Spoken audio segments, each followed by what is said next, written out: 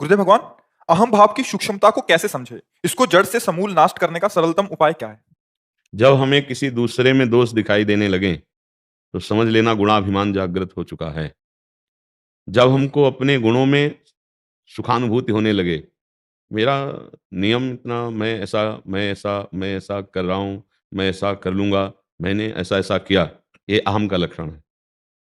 जब ये बात आए कि देखो गुरुदेव की कृपा, कैसी श्री जी की कृपा, कहाँ हम विषयी जीव और मुझे सतमार्ग मिला, मेरे से भजन बन रहा है, मेरे से अच्छे आचरण बन रहे हैं, ये केवल श्री जी की कृपा, गुरु जी की कृपा। बात वही है, अब इसमें अहम नहीं है। जहाँ किसी के आचरण देखकर अपने में श्रेष्ठता का भाव और उसके आचरणों में दोष दर्शन, छिद्रावेषण मतलब कमी देखना, ये अभिमान का लक्षण है। इस अभिमान को जो पहचान ले उसे विवेक कहते हैं, विवेक, जो सत्संग से, साधु समागम से, शास्त्र स्वाध्याय से प्रकट होता है। वही पहचान सकता है विवेक, बुद्धि नहीं पहचान सकती। बुद्धि नहीं, बुद्धि तो सपोर्ट करती है। विवेक पहचानता है कि अच्छा, ये अहम वृत्ति आई। अब उसके निवारण का उपाय है कि जब हम भगवद आश्रित नहीं थे, जब हम गुरु जी के आश्रित नहीं थे, तो हमारी दुर्दशा थी। तो ऐ अहम, इस समय तू स्फुरित होकर के जिस विषय को लेकर के गर्व कर रहा है, मद कर रहा है, ये तेरा व्यर्थ है। एकमात्र भगवान की कृपा ही हमें चला रही। हम किस बात का अहंकार करें? एकमात्र गुरु कृपा ही केवलम, वही हमें चला रही। हम किस बात का हम? जब तक भगवत चरणारविंद का दृढ़ आश्रय, गुरु चरणारविंद का दृढ़ आश्रय नहीं होता, तब तक ये अहम सुरक्षित बना रहता है। हाँ, थोड़ा बड़े से छोटा हो जाता है, जिसे सूक्ष्म कहते हैं। सूक्ष्म अहंकार जिस समय प्रियाजू के चरणों में समर्पित हुआ, कि फिर देर नहीं लगती स्वरूप प्राप्ति में। जो सहचरी स्वरूप, सखा स्वरूप, गोपी स्वरूप, जो भाव देह है, वो जब अहम पूरा समर्पित हो जाता है। बहुत समय लगता है क्योंकि देहाभिमान बहुत पुष्ट है ना, कि मैं पुरुष हूँ, मैं स्त्री हूँ, ये देहाभिमान है ना। हाँ, ये देह शुद्धि विस्मरण हो जाएगा जिस समय अहम समर्पित हो जाएगा और यथावत सारी चेष्टाएँ होंगी। यही भगवान की सामर्थ्य है। वो हर समय अपने आराध्य देव में स्थित रहते हुए गृह कार्य वैसे ही करेगा, जैसे एक संसारिक आदमी करता है। जैसे गोपीजनों को देखो चरित्र पढ़ के, लीपना, बुहारना, धान कूटना, रसोई-मनिया करना, गऊ दूहना, मक्खन आदि सब निकालना, पूरी क्रिया पति की सेवा करना, पुत्रों की सेवा, यथावत चेष्टाएँ हो रही हैं, लेकिन स्थिति वहाँ नहीं है। स्थिति श्री कृष्ण में है, मुरारी पादार्पित चित्त, क्योंकि अहम समर्पित हो गया श्री कृष्ण में। अब उनके सिवा पूरा ज्ञान है। न खल गोपिका नंदनो भवा, नखिल देहिनाम अंतरात्मदिग्। प्रभु मैं आपको जानती हूँ कि आप केवल नंद नंदन ही नहीं हैं, यशोदा नंदन ही नहीं हैं, आप समस्त शरीरधारियों की आत्मा हैं। अखिल देहिना मंतरात्मदिग्, जो समस्त देहधारियों की आत्मा है, मैं आपको जानती हूँ। अर्थात परब्रह्म भाव, आत्मस्वरूप की अनुभूति और परम प्रेम, इसीलिए तो गोपीजनों की सबसे ऊँची स्थिति बताई गई है। तो ऐसा नहीं है कि अहम समर्पित हो जाने पर गृह कार्य कैसे होंगे? पूरे यथावत कार्य होते हैं। पर वो कार्य यंत्रवत होते हैं, जैसे यंत्री जैसे चलाना चाहता है। कठपुतली का नाच देखा है? बाहर से ऐसे पर्दा लगा था, जब हम बचपन में देखा था, और ऐसे एक मंच बना था और 5-6 उसमें कठपुतली उतारी गई और नचारा 5-6 आवाज़ें निकाल रहा है। लेकिन वो 5-6 नहीं है, एक ही व्यक्ति है। अंगुलियों में पीछे जब छोटे थे तो दौड़ के जाके देखा कि 5-6 लोग बोल रहे होंगे। वो अलग-अलग आवाज़ निकाल रहा था और अंगुलियों के अलग-अलग इशारे से वो अलग-अलग नाच रही थी। बस कुछ ऐसा ही है। एक ही परमात्मा माया का पर्दा लगा के सबको नचा रहा है, अलग-अलग आवाज़ें निकाल रहा है, अलग-अलग लीलाएँ करवा रहा है, कहीं सृजन लीला, कहीं पालन लीला, कहीं संहार लीला, ये लीलाएँ तो चल रही, पर एक ही। तो ऐसे उसी लीला में ये शरीर सम्मिलित हो गया, अहम प्रभु में समर्पित, अब यंत्रारूढ़ानि, जैसे यंत्र में आरूढ़ हुआ, तो जैसा यंत्री चाहता है वैसे ही, ऐसे ही हमारा जीवन फिर भगवान के द्वारा चलाया जाता है। बड़े-बड़े जो महापुरुष हैं, चाहे गृहस्थी में, चाहे विरक्ति में, अब उनका मन तो प्रभु में लगा है। तो फिर मन प्रभु में लगा है तो गृह कार्य कैसे होते हैं? बोले यही सामर्थ्य प्रभु की है। प्रभु में लगा हुआ मन संपूर्ण सम्यक रूप से वैसे ही गृह कार्य, ऐसा नहीं कि चीनी की जगह नमक डाल देगा, नमक की जगह चीनी, ऐसा नहीं है। स्थिति वहीं प्रभु में है और कार्य वैसे। अब जैसे उदाहरण में देते हैं, जनक जी ज्ञान में, अम्बरीश जी भक्ति में, दोनों महाराजा हैं। तो बोले वो तो जनक जी थे, कितने ऐसे हो गए जो उस स्थिति को प्राप्त हो गए? कितने ऐसे हो गए जो भक्ति की ऊँचाई को, अब एक ही जड़ भरत थोड़ी हुई है सृष्टि में, लाखों जड़ भरत जी जैसे सिद्ध महापुरुष हो गए, पर उनका चरित्र नहीं, चरित्र जड़ भरत जी का लिखा गया है। तो ऐसा थोड़ी कि अरे वो तो जड़ भरत जी थे, ऐसा नहीं, श्रेष्ठ दशाएँ हम गंगा किनारे ज्ञान की भूमिका में पहुँचे हुए महापुरुषों की देखी। तो हम ये जब सोच लेते हैं कि हम तो गृहस्थ हैं, हम तो बस ये गलत हो गया। अब स्थिति नहीं आ सकती। गृहस्थ में स्थिति आएगी काम, क्रोध की, लोभ, मोह की, मद मत्सर की। हम प्रभु के, हमें सेवा गृहस्थी की मिली है। जैसे हम प्रभु के हैं, तो हमें सेवा मिली समाज की। भजन करो, अनुभव करो और वही अनुभव सब प्रदान, तपस्या करो और वही अनुभव सबको सेवा में समर्पित करो। अपना तप, अपना भजन यहाँ से दे के जाओ, जो अनुभव किया, जो प्राप्त किया, ऐसे ही आपका कार्य है। अहम शून्य होना चाहिए। जैसे कोई कहता है कि आप ऐसा प्रश्न का उत्तर दे दिए, हमें भी लगता है कि भगवान बैठ के उत्तर दे दिए। उसको लगता है बाबा जी ने दिया और हमें लगता है हमारे भगवान बोले, क्योंकि हम पढ़े लिखे तो है नहीं ज़्यादा, तो ये लगता है भगवान बोल रहे हैं। अब अगर हम व्याकरणाचार्य पढ़े व्याकरण पढ़े होते और बहुत, तो ये बात ना, कि हो सकता था ये बात आ जाती कि हमारी पढ़ाई-लिखाई का फल है कि हम उत्तर दे रहे हैं। वो अहम जब समर्पित हो जाता है तो जो भी चेष्टाएँ होंगी, परम पवित्र होंगी, ये समर्पण का है। जब गंदी चेष्टाएँ होती हैं, वो अहंकार से होती हैं। और वो अहंकार मुखिया जो था, कर्ता-भोक्ता, वो समर्पित हो गया। अब गंदी क्रियाएँ होगी नहीं, गंदा चिंतन होगा ही नहीं, क्योंकि जहाँ समर्पित होता है, वहीं चिंतन होता है। जैसे हमारा देह में समर्पित है, तो देह के अनुसार चिंतन होगा। अब जितना चिंतन होगा, वो परिवर्तनशील का होगा, वो नाशवान का होगा और उसका परिणाम दुःख होगा। देख लो, देह में जब समर्पित है अहंकार, तो जितना भी कुछ हो रहा है, आप चिंतन करके देख लो, वो सब नाशवान ही हो रहा है। और जब अविनाशी में अहम समर्पित होता है, तो क्रियाएँ भले सांसारिक हों, लेकिन वो चिदानंदमयी स्थिति होती है। जब देह में अहम समर्पित है, तो क्रियाएँ भले भागवतिक हों, लेकिन स्थिति नहीं होगी। इसलिए सबसे खास विषय है देहाभिमान का गलित हो जाना, अभिमान का प्रभु में समर्पित हो जाना।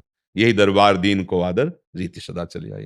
तो ऐसा देखो तुम कि हमारे इष्ट, आराध्य देव हमको चला रहे हैं, हमारे प्रभु चला रहे हैं। देहाभिमान गुरु कृपा से गलित होता है हमारा। हाँ, जो उपासना मिली है, जो नाम मंत्र मिला है, तो हमारा तो है नहीं, हमारे गुरुदेव ने दिया।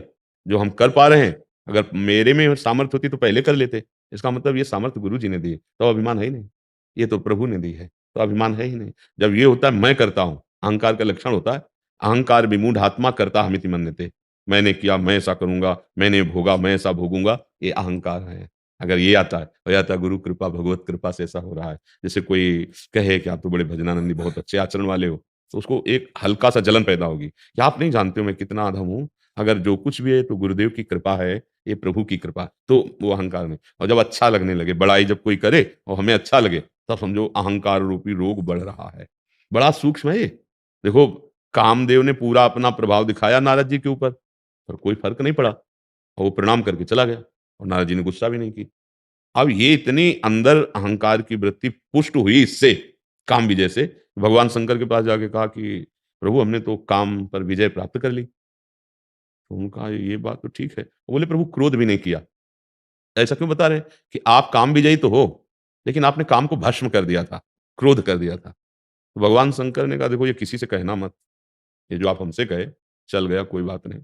आप किसी से मत कहना, नहीं तो हानि हो जाएगी आपकी। नारद जी के अंदर जो अहम स्फुरित हुआ, उसको उल्टा समझ में आने लगा। अहम को उल्टा समझ में आया कि हमारी बड़ाई ये सह नहीं पा रहे, इसीलिए ऐसा कह रहे हैं।